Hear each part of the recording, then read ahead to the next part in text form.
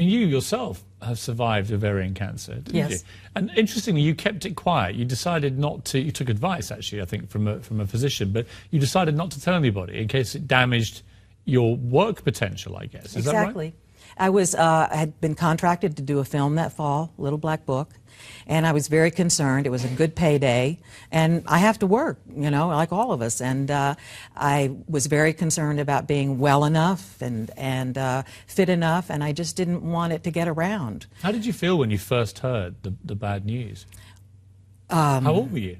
Let's see, 2003. It's been 8 years, so I would have been 55. Wow. So I mean, I remember, and not to be too graphic, but I remember being at the gynecologist, being examined, and hearing her go, "Oh," and my head whipped over, and I looked at the sonogram or whatever you call it, and she said, "You have a mass," and I began to shake. I mean, that is the moment everybody dreads, isn't it? Yeah. I began to shake, just nonstop all afternoon, and she sent me right away to get all these tests to find out, because she couldn't tell. You know, they had to do all the diagnostics, and it took several hours, and it was terrifying. I just kept shaking, and somebody recognized me in the.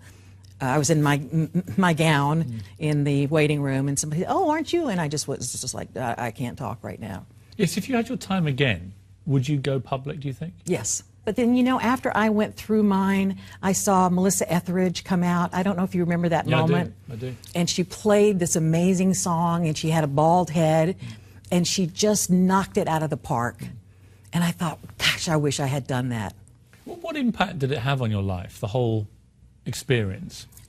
Well, I lost my hearing a little bit. Permanently? Yeah, from chemo. As a matter of fact, I was online reading about that last night on the Ovarian Cancer National Alliance site, which I did my PSA for. And apparently Taxol and carboplatin and some of the things that I was on can damage the hairs on the inside of the ear, and that's it. To give you that, I've been listening to too much rock and roll music. Well, I mean, but you can hear me perfectly well, right? Oh, yeah, and I didn't wear my hearing aids today, but when we work in the courtroom, I can't hear a thing. Really? And anybody. do you wear aids on set yes, then, as well as microphones and stuff? Yes.